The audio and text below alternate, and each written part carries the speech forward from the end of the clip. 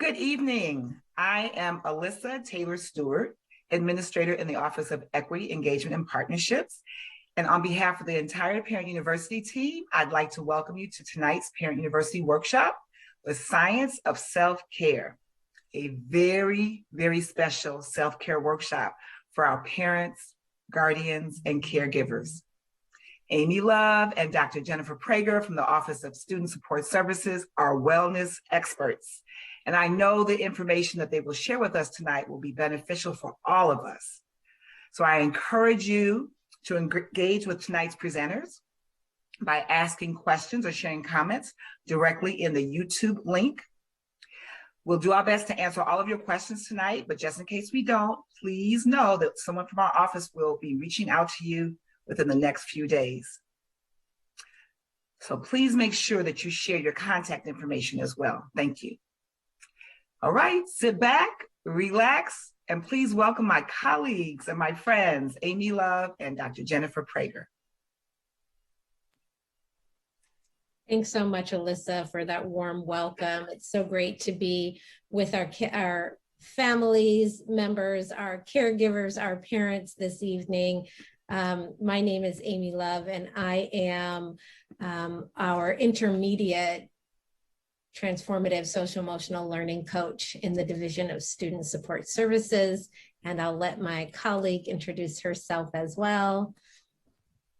Hi, everyone. I'm Jennifer Prager. I'm the elementary transformative social emotional learning coach and a fellow parent with students in Long Beach Unified School District. Welcome, everybody. Nice to be here with you. We're really grateful to get this opportunity to work with you this evening to share some of what we know has been useful for us as human beings, as parents, and as teachers in our school district regarding self-care, and are excited about practicing self-care and then also helping to ground us in the science of self-care. And we're starting this evening by sharing this framework with you. We use this cultivating culture and climate, we use this 5 conditions for thriving framework in our office to help drive the work that we do. What we've come to understand about cultivating culture and climate in our schools is that 5 particular conditions rise to the top. And when we pay attention to these 5 conditions, we can indeed create spaces where everyone is seen, heard, and valued. And as you see on the screen, those 5 conditions are relational trust and engagement, which address this idea, ways to show me that I matter to you, not just for students, but for parents and caregivers and teachers alike. Another condition for thriving that we're paying close attention to these days is safety and belonging. Addressing this call to action, help me know and feel I belong here. We're also uplifting the condition of restorative practices. And the call to action there is show me how we are interconnected and responsible for each other. We're also taking care of our social emotional learning and wellness in ways that teach, model, and practice all the ways that we can thrive together. And the last condition for thriving that we're working hard to uplift in our school communities is cultural responsiveness and inclusivity. That helps us address this call to action, see all of me and include me. And this evening, our focus is going to be on that orange one right there, transformative social emotional learning and wellness. That's not just for students. It's not just for teachers. It also includes our parents, our family members, and our caregivers. That's you all. And so we're really, again, honored to get to practice with you this evening. And around here, Dr. Prager and I, we like to practice what we preach. You know, you're going to be patient with us. We're going to take you on a journey this evening. We're going to start with humor because we know that the research on joy and happiness is quite strong. we know and trust that research coming out of the Greater Good Science Center up at UC Berkeley that says when we intentionally create opportunities to laugh together, that we're healthier, we're happier, we're longer lived. And so we're going to attempt to embed humor this evening. We'll see how many chuckles we get out there. So we're going to start with a little bit of humor. And here's our first bit of humor. It's a quote. It says, "The quickest way for a parent to get a child's attention is to sit down and look comfortable." And I wonder how many of you parents and caregivers out there can relate to that. The minute you get comfortable on your couch, here they come. Uh-oh, what happened? Let me see if I can get that back. Oh, there it is. Our next opportunity for humor is this quote. "Having children is like living in a frat house. Nobody sleeps, everything's broken, and there's a lot of throw up." Can you relate to that? My kids are a little bit older now. My kids are in their 20s. They both graduated from Long Beach schools, did their schooling in Long Beach, but it still kind of seems like a frat house around here, I'm going to be honest. And this last one really resonated with Dr. Prager and I because we're both parents and teachers in the district. This one says, "I respect parents who have it all together, but parents who stumble in to I respect parents who have it all together, but parents who stumble in to drop their kids off at school looking like they just got attacked by a flock of angry birds, those are my people." Those are my people too. I don't know if that resonates with you. Dr. Prager and I were kind of cracking up as we looked at these quotes and hope that it at least puts a slight smile on your face, which again is so good for our well-being. And we wanted to start that way with just a little bit of humor. Dr. Prager is going to talk about our outcomes now for the evening. So as we go through this next hour and we look at self-care, we're going to look at the what, why, when, and how of self-care. So understanding what self-care is, and then looking at the impact of self-care on our lives and on our parenting, when recognizing when we need care, and then what strategies can we use to add to our self-care routines? What can we build upon? And we have these agreements that we present to all of you, and we hope that you agree to these agreements. One of them is make this time for you. Another one is engage with an open heart and mind. Honor your style of learning and what you need during this time, and relax and enjoy. And we hope that you being here definitely means that you're making this time for you, and you've been able to put aside some of those things that are waiting for you because they'll be here when we're done today. And we hope that you're able to relax and enjoy and take in whatever you are able to this evening. And before we move on, we just want to give you a moment to think about which one of these you're really going to hold on to through this next hour, and what you're going to highlight for yourself during our time together.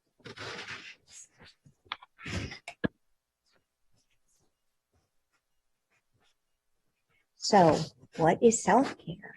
We're going to read this definition, talk about it a little bit.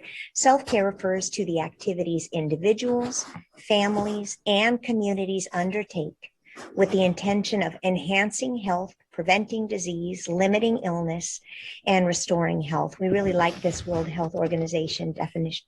World Health Organization definition. And we liked it because even though we think self-care really is just about us as individuals, and that is important to honor our individual self-care, it is also important to look at self-care in terms of family and community and the people around us, and really thinking about our collective responsibility to enhance, prevent, limit, and restore health.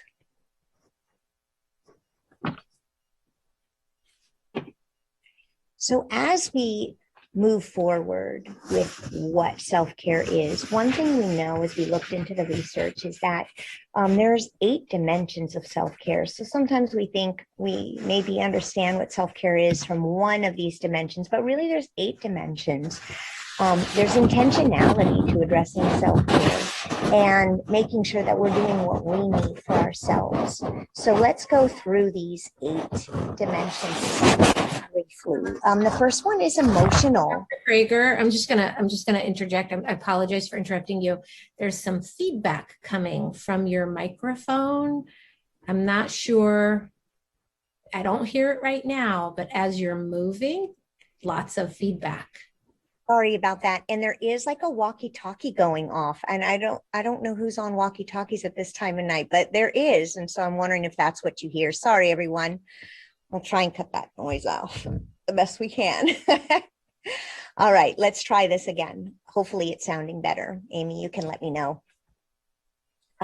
So for emotional self-care, we're really looking at giving ourselves permission to feel all of those feelings we have and not hiding them or pushing them away, but really finding that space for them within ourselves.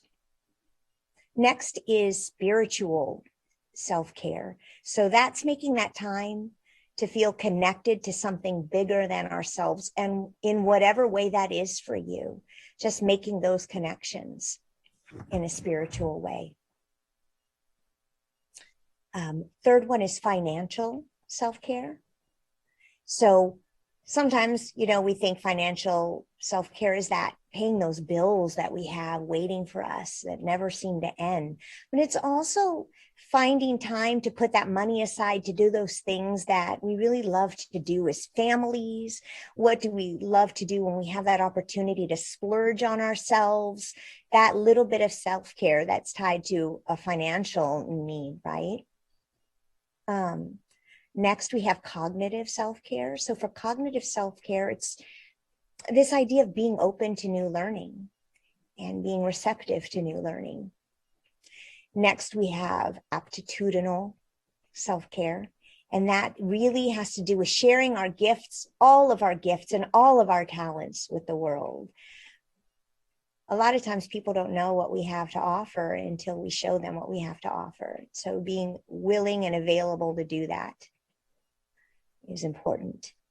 Next, we have relational self-care. And for relational self-care, that's finding the time to develop and maintain and cultivate those relationships that we really value in our lives, really intentionally cultivating that. And then next we have environmental self-care, and that's really that idea of really getting out in nature, whether it's gardening or walking or sitting in the sun, whatever that is that allows us to connect to the environment around us. And that's a really healthy thing that we can do for ourselves. And finally, physical self-care. So it's just moving, making sure we find time to move and rest and eat well and do those things that our body needs.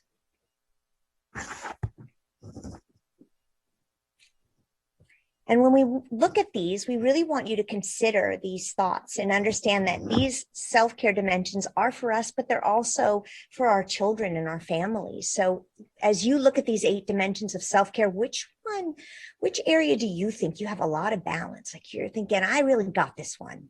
I'm really good in this area. Think about that for yourself.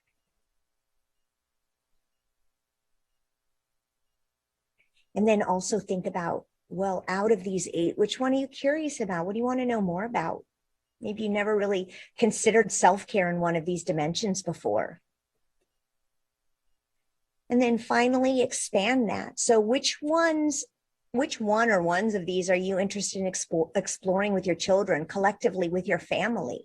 Which one of these is something that you can really sit in with your family and do more with?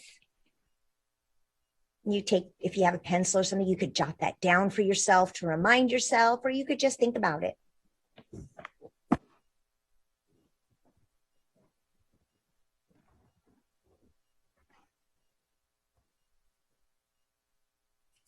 So what does the science say about self-care?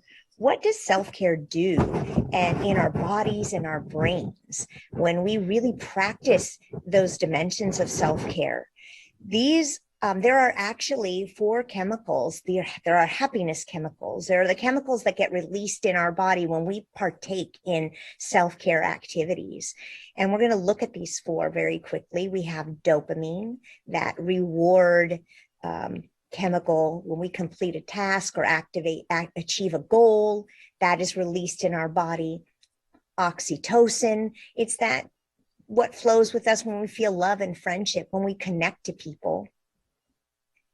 Next, serotonin is that when it's felt like when we perform acts of kindness, if we take pride in things, if we really do things that make us happy, serotonin is released in our body and felt in our brains. And finally, there's endorphins, and endorphins are released when we experience pleasure and pain. But for example, pleasure from exercising, or my favorite, eating chocolate, or laughing. Laughing is a great way to release those endorphins in your body, those feel-good chemicals.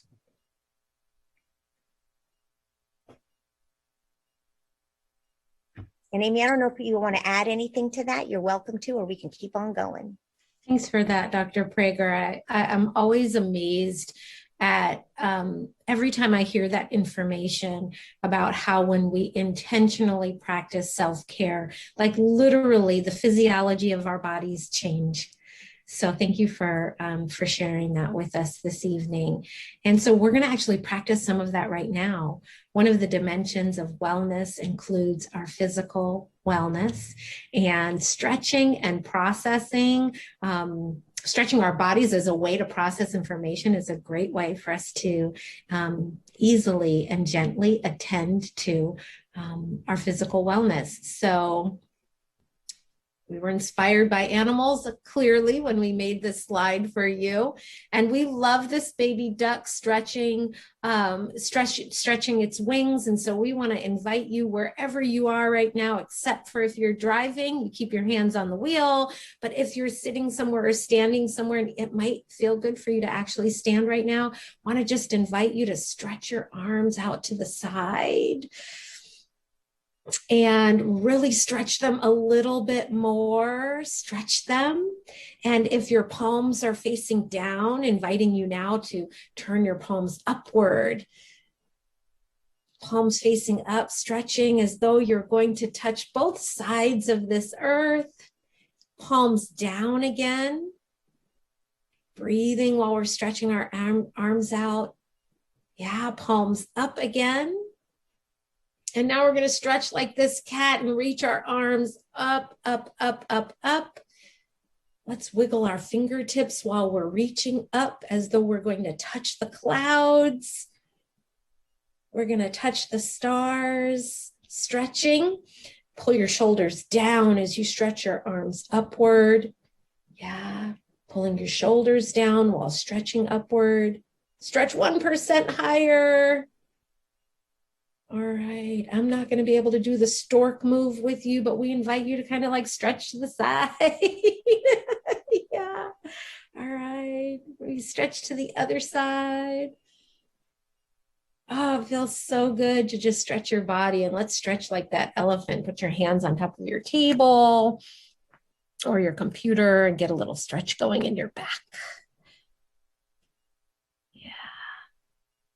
We like to practice what we preach around here. Thank you for taking that stretch break with us.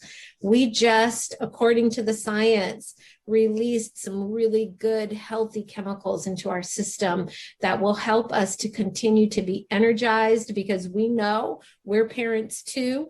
My clock says it's 6:18 right now. The day is not even near over. So we need that energy. We need the creativity. And we deserve the joy that was just released into our systems by stretching together. Collective stretch is fun too. I wish I could have seen you. All right, so And we're going to keep going. We've gotten through the what is self-care, and we want to spend a little bit of time with you now talking about why. Why are we talking about self-care? Why is it important for us to take time to talk about and learn about all the ways that we can practice those 8 dimensions of wellness together? And, family life can be so very rewarding. Look at this series of pictures that we chose to depict the rewards of parenting, caregiving, and living in families. Like, we get to be creative through our shopping and cooking together. We get to explore that cognitive dimension of well-being by helping our young scholars to navigate their learning in their classes. We get to cozy up on the couch and share good movies and maybe binge a little bit on Netflix together. We get to gather with family to play games, to play together. And we'll talk about that screen time one in just a minute. So we want to acknowledge how really beautiful and rewarding parenting can be. That is a truth of parenting and caregiving, is that it's so rewarding. And another truth about parenting that we know you can relate to is that sometimes when you take your kids shopping, it's super, super stressful. Can you relate to that? Have you been that parent with the screaming toddler in the middle of the store? I have. Raise your hand if you've been that parent and you start sweating and your hands get sweaty, right? It can be really stressful. That's just the truth of parenting. Have you had an opportunity to get the family together and you're going to bake a cake or make a gingerbread house? God bless you. If you've ever tried to make a gingerbread house with your family, super, super fun, making memories. And the truth is that it can also be a daunting task. I wonder if you can relate to that. Dr. Prager, can you relate to that? I imagine if I say, raise your hands, parents, if you've had a meal prep mishap as a parent, most of us would say that's the truth. It comes with the territory, right? And while messy, Amy, right? Say it again, Dr. Prager. And messy. Super messy. Yeah. And while our teachers in Long Beach, we do an amazing job of creating engaging, meaningful homework experiences, the truth is that homework time can be super frustrating. I know that I can remember when my kids were in school that there were tears around the kitchen table, not just from them, but from me too during some of our homework sessions. That's the truth. There's also this truth that we have to share the remote. How many shows have you watched that you're like, not again, right? And then this idea that when we are raising our children in community, in a village, we want that. It's really, really good and healthy for us to be raising our children in extended families and in communities and villages, right? This is a really great and healthy way to raise families, and sharing the responsibility of how you're going to parent can be really, really tricky.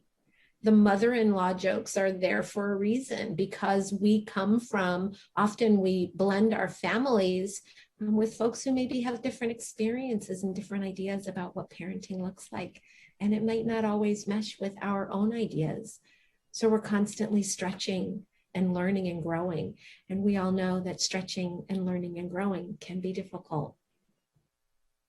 And then the last thing we wanted to share and to acknowledge is that, we're raising kids in a really complex world.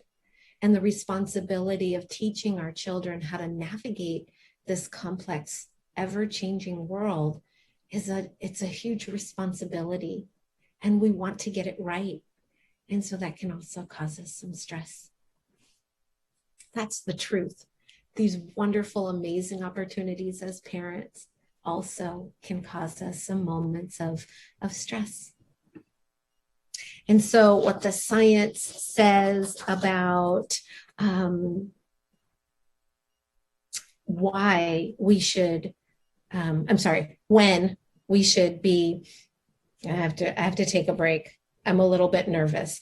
I'm just going to go. What the science says here, forgive me, y'all,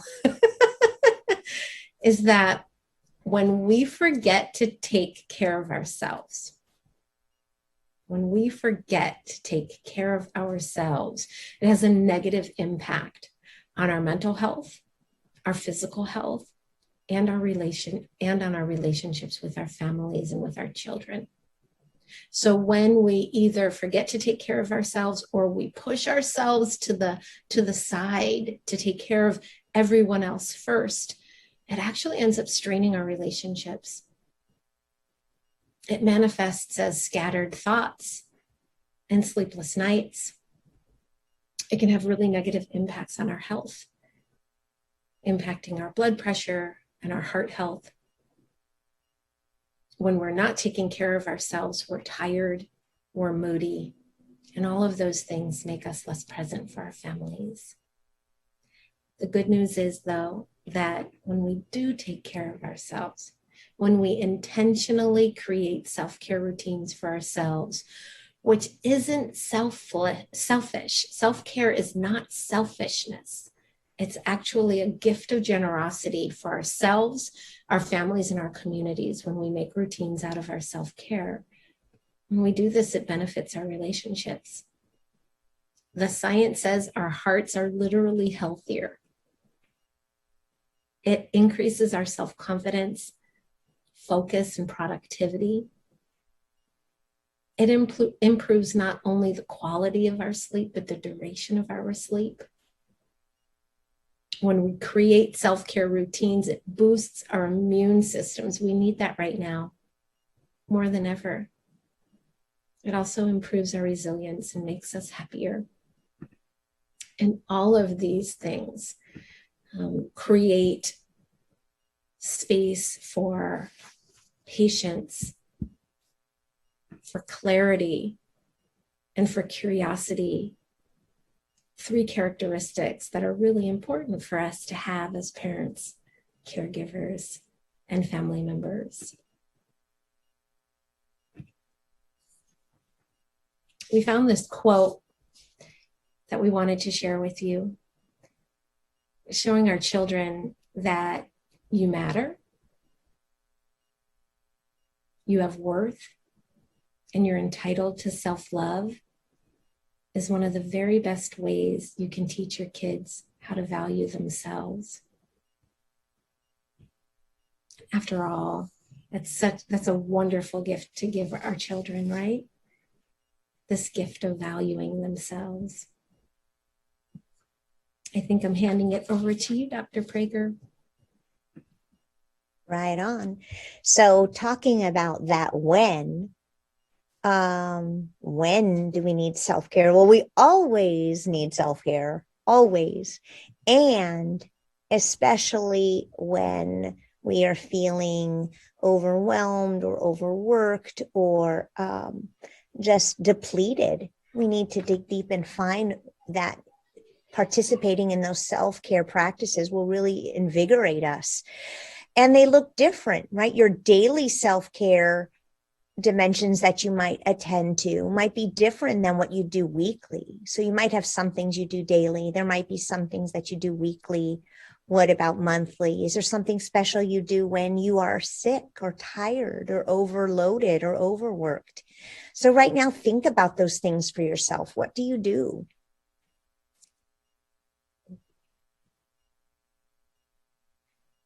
And keep in mind that the science really says that the power in self-care is in habitualizing it, finding those ways to always engage in it at set intervals or times. And when we do that, when we habitualize it and we make a routine out of our self-care, we actually develop more resilience. And we're also able to need less of those at the moment self-care, right? I loved, Amy, that you modeled stopping and taking a breath a moment ago. That was a moment that you took for yourself, and it just took a moment. And that's really, self-care isn't this big, doesn't have to be a big, complicated thing. It's listening to what our bodies need when we need it. And so when we're able to build in those habits, then we find that we have less need of it in certain moments. And yet we still might have moments of need. And Amy and I were talking today about this analogy of don't wait till the house is on fire to go make sure the water faucet works, right? Like really prepare for what we're going to need and what we already know that we need. And so how do we do that? How do we build our self-care routines? Well, the science points to some very specific ways that can help us really build those habits. And the first way is just keep it simple. It doesn't have to be complicated. It doesn't have to be something that takes a lot of thought and planning. Keeping it simple is actually a really easy way to make sure that we do it. And when we went through these and we go through all of these on this page, really, I think about myself as a parent. And if with all of the obligations I have, keeping it simple makes me feel really happy about that. And then I know I can accomplish it. The science also says that same bat time, same bat channel. Keep it consistent. Some things that we do can be consistent. I know Amy and I try to find some consistency in our day by getting out and getting some fresh air and taking a quick walk to connect. And when that is consistent, it makes it more able that we do it because it's part of our daily routine. Also, plan ahead. Again, with complex families and obligations that we have, both individually and with work and with family, planning ahead, make sure that we leave that necessary time. Also, I'm sure all of you can relate to this. The idea of making sure that our batteries are charged. Don't wait till you're depleted to then engage in self-care. Find that time to optimize what your energy level is, because then you're more apt to do it. Next, we just love these little frogs here. Get an accountability buddy. The research is really strong in this area that when we have somebody that we can both hold accountable and holds us accountable, we are more likely to participate in our self-care routines that we set. So the accountability buddy can be somebody that does it with us. Maybe you have that walking partner. Maybe you have that person that you go to your class with. Or maybe it's just somebody that checks in on you or that you check in on. So you get to hold each other accountable and celebrate each other. And also, make sure that you're aware of what you might need, maybe when you don't see it.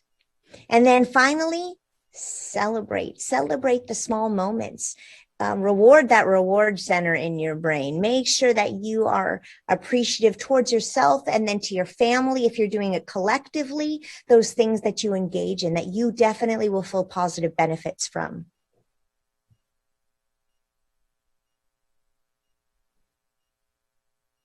I love that, Dr. Prager, especially the accountability buddy, like knowing that I don't necessarily have to work out with that person, but like maybe just sending a text, like, well, I worked out today. Like, did you? Like, just like a quick text can absolutely help inspire us to keep going, especially when you're on the receiving end, right? When somebody's like, I worked out, and you're like, I want to work out too. I love that. Thanks for sharing that with us. We're going to continue with this how, and we want to offer you some self-care strategies that you can be using or incorporating into your self-care routines that you might already have. And we're calling this Try Focusing on the 3 R's. And those 3 R's being rest, rhythm, and relationships. And we're going to talk to you. We're really, really committed to this idea of expanding our traditional approach to self-care. Self-care in and of itself, we know it says self, which is about us, but it's really, really important. And when we follow the research, it says that we should be paying as much attention to our self-care as we do to our family care, our collective care, our community care. So we're going to look at these 3 R's for ourselves and for our families. So the first area we're going to look at is the area of rest. I don't know, families, parents, caregivers out there, how many of you feel like you could use a little more rest? I know I do. I know I do. I bet a lot of people are out there nodding their heads. So one of the things that we can do is to push the pause button. And we want to share a strategy with you that can help you push the pause button at just about any time during your day. And this activity is called, we call it a mindful stop. And again, you could use this at home, before homework time, in the middle of homework time, after homework time. You could use it. I like to do this one, you all, when I drive home, before I get out of the car. Dr. Prager and I were talking about this the other day. We're like, how many minutes do you sit in your car before you get out and go in the house? This is a really nice one. It can be done in 1 or 2 moments in your car before you head into the house. Or before you head into the office or work. It goes like this. The S in the mindful stop is to literally do that, to push pause, to stop for a moment, and to give yourself the gift of time to reflect on how things are going for you. The T in our mindful stop acronym stands for take a few breaths. The science on an inhalation with a longer exhalation is super strong. When we inhale maybe to the count of 6 and exhale to the count of 8, it stimulates the vagus nerve that runs throughout our body that's in charge of our freeze, fight, or flight response. When we inhale, exhale a little bit longer, it soothes the vagus nerve. It lets us know we're safe and helps to calm us down. And it only takes a few seconds. The O in the mindful stop acronym is to observe what's happening in our bodies and our minds, to get a sense of what's happening, what's occurring, and to let us know what we need in that moment. So maybe you need to sit in the car just a few more seconds before you go in the house. Or maybe you need to get a drink of water before starting math homework after having completed the reading homework. The P in the STOP acronym is to proceed with kindness for yourself and others in a way that feels in alignment with your values. So we stop, take a few breaths, observe, and proceed. This is a powerful way for us to practice self-care. And remember when we read that quote earlier about modeling, when we model this stopping, especially when we feel strong emotion is starting to rise, this is a powerful way for us to teach our children that it's okay to honor our humanness, right? This human experience of emotion, and to tend to ourselves using this acronym. All right, so that was the stop. Okay, I'm navigating multiple screens now. Okay, I'm attempting to get back to, where is it hidden? I can do this. I escaped this one. Can you hear me talk through it? Okay, all right, so our next, I'm gonna have to, I see. Okay, so our next strategy is, we call it snuggle buddies. And the idea here is really that we just take the time. Yes. Don't want to I apologize for interrupting. You're not sharing yet? Oh, not. Okay. So I'm just talking and I mean, it's great. We're just talking about snuggle buddies, but we're not sharing yet. See it? Yes, we're good. All right, you all. We're having a little bit of technical difficulty here this evening, and we're so grateful for your patience. All right, so here's the second one. So we stop and rest for ourselves, and we can model that for our children. And then the next activity we want to offer you is called Snuggle Buddies. We don't need to teach this one to you. You know this one. This is the one where you just snuggle. Why? Just because. And it doesn't matter how old your kids are, right? So my kids are 20 and 22. Oh gosh, 20 and 22. And I still try to make time to just snuggle them on the couch, to ask them about their day, or to even to just sit quietly together and feel the warmth of human connection. And that is a really wonderful and sweet way to rest together. All right, so the next one is rhythm, and what we're learning about the vagus nerve again, this powerful nerve in our body that helps us to feel calm and safe and grounded, is that when we introduce rhythm into our lives, it stimulates that vagus nerve. So this rhythm could be the rhythm of walking. It could be the rhythm of noticing the pattern of the clouds in the sky. It could be swinging on the swings at a playground that you pass on your way home from work. Do it. Park the car. Jump on those swings if you can for a few minutes. Anything that helps us sway and move the body to a rhythmic, to a rhythm is very soothing. We can do that for ourselves. And then the next activity is to dance. And we believe in a good old-fashioned dance party. Dr. Prager and I do this in our office from time to time, to stop and dance, and want to encourage you. Dance makes people smile and laugh. Even just the thought of it makes me smile and laugh. It can make you a little bit nervous, but when we invite our kids to dance with us, to teach us those TikTok moves that they know so well that they're making up, this is a really powerful way for us to connect together. And we want to share another activity that you can do after you dance together. We want to encourage you. Can you see this?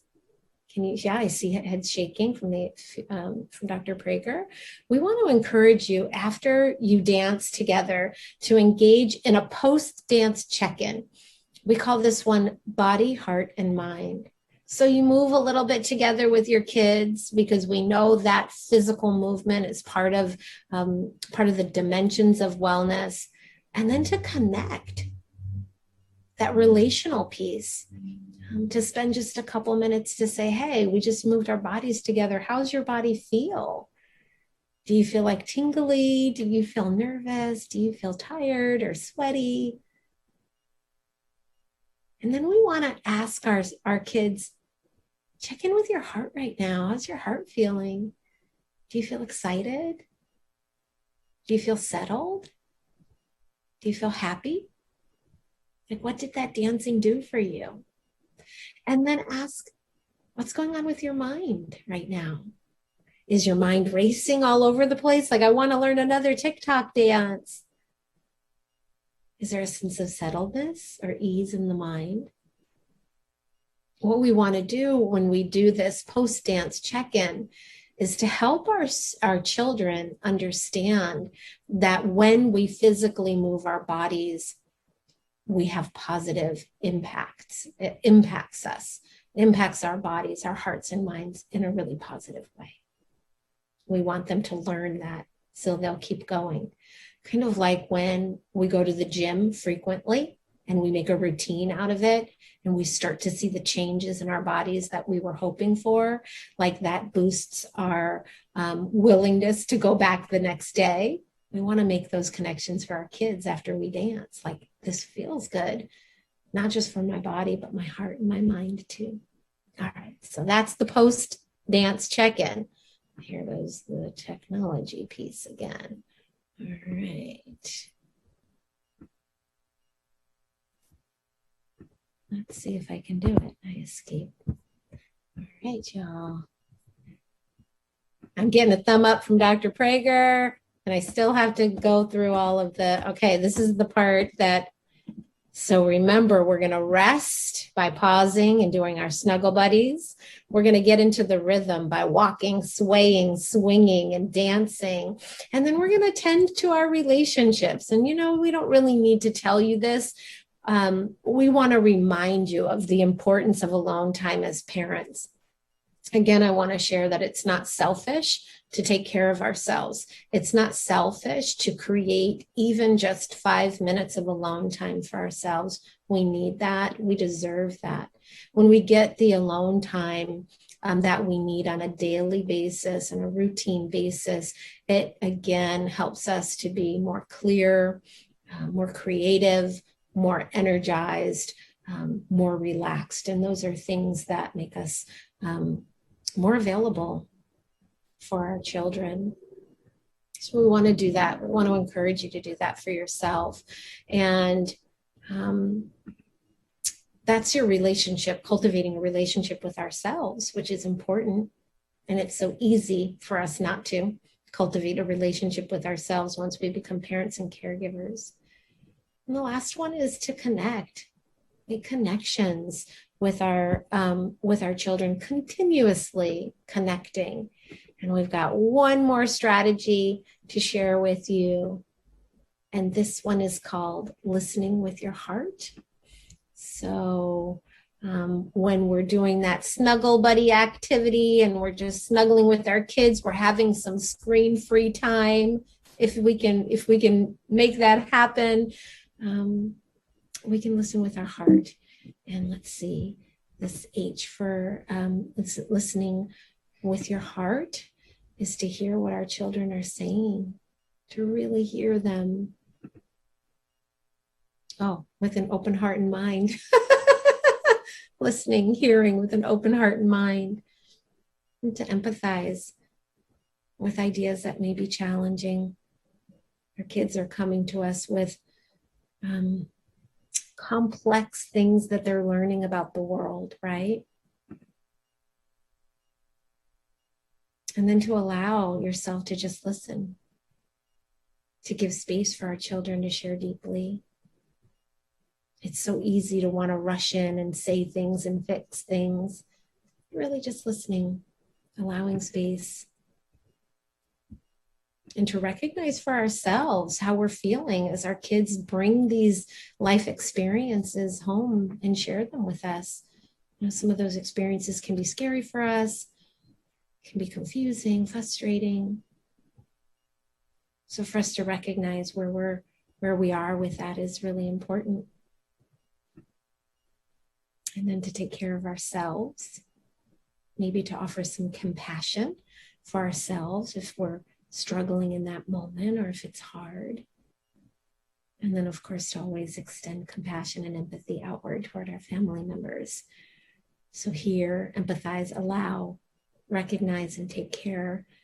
These are ways that we can listen from the heart that we wanted to share with you this evening. All right.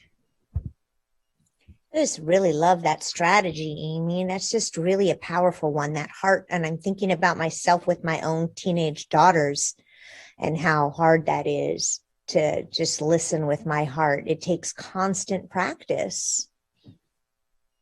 Absolutely. All right. We started with humor. We're going to end with humor. We're going to take a moment and just look at this little guy and what he's feeling and just feel that joy. Because I know when I saw him, I just giggled a lot. And he's saying what I think we're all saying. We got this. It's not, it might not always be easy and it might take some practice, but we got this. We got this. So as we leave today, we want you to think about what you're taking from today that you're going to commit to, that you're going to challenge yourself to do, that you think you maybe can do better or that you already do well and you just want to improve on it. So take this moment just to really reflect on everything that was unpacked this evening and for yourself, commit to something that you want to do. whether it's tonight or this week or sometime in the future. And we'll be happy to share the links with our friends at Parent University so that you can have access to the strategies that we shared with you this evening to begin to incorporate them into your self-care routine, your family care routine, your community care routine. We're so grateful to spend this time with you. And Alyssa, I don't know if we have any questions or comments in the chat that might have come through. If folks are watching live right now, if you have any questions. We do? I think we have one. Okay. Dun, dun, dun. We're going to wait for Rebecca to share, but I'm going to just share.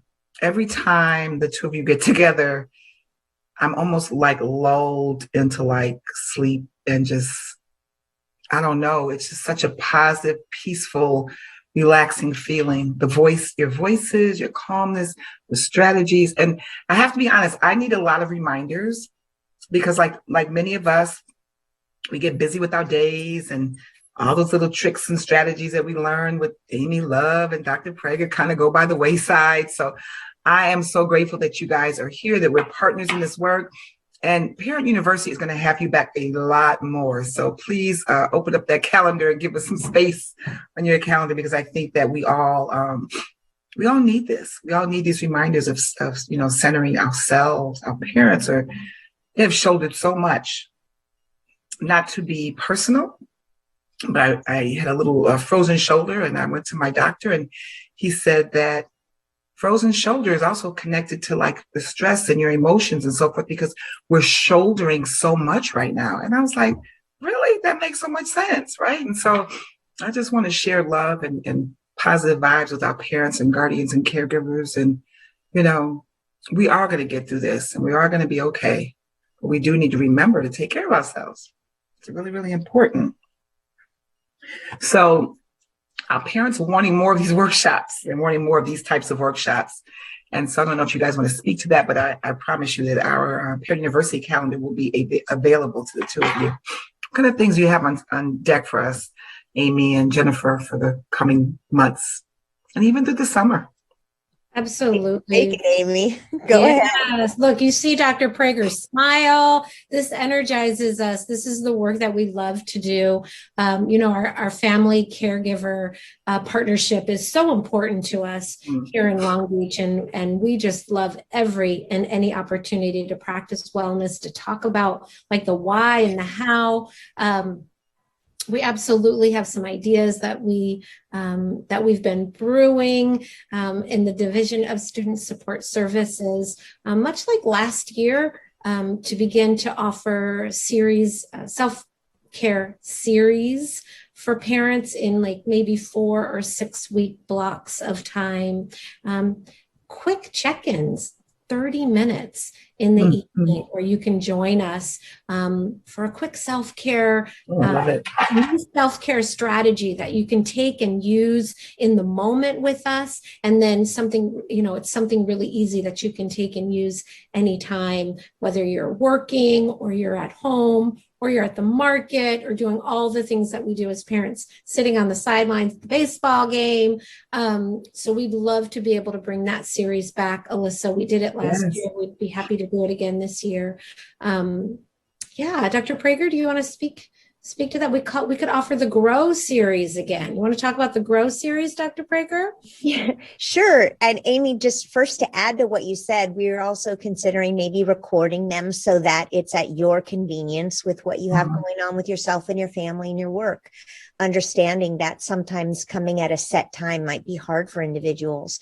We did a Grow series last year. It was about gratitude, resilience, optimism, and wellness. And we brought strategies to our parents. And Amy and I always like to challenge ourselves to do new things. So we definitely are in the works of creating our new, not Grow series, but a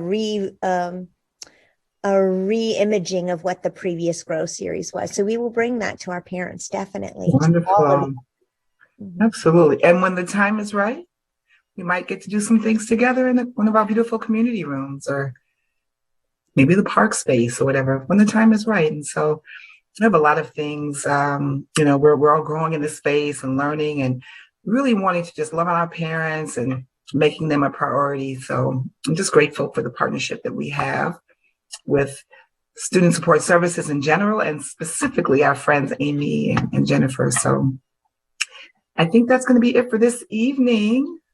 I just want to just thank everyone for joining us. Thank our Parent University team, our MMS team that makes all of this happen. And we look forward to gathering together with you all very soon. Until that time, take care, be blessed, and stay safe.